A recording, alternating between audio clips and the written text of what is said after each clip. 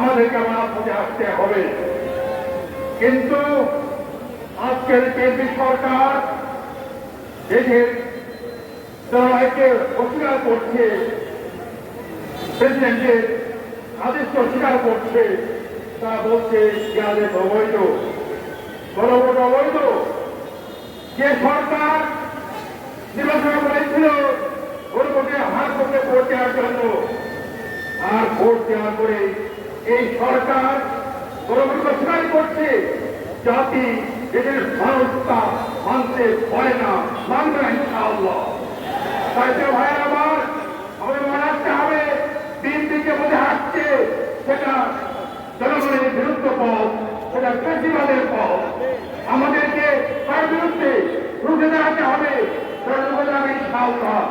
আমরা দেখেছি সংসদে যে সমস্ত প্রস্তাব বাতিল করছে, এই সমস্ত বাতিলের মাধ্যমে তারা মূলত ফেসিবাদের আপনার একটা জিনিসকে আবার খণ্ড চেষ্টা করছে।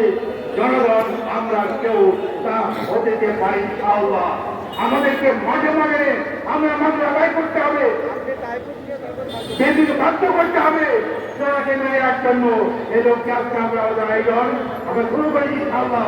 আমরা ইনশাআল্লাহ সফলতাকে বুঝে বলছি আল্লাহ। আমাদের রাস্তা নামতে হবে, এগিয়ে আসতে হবে।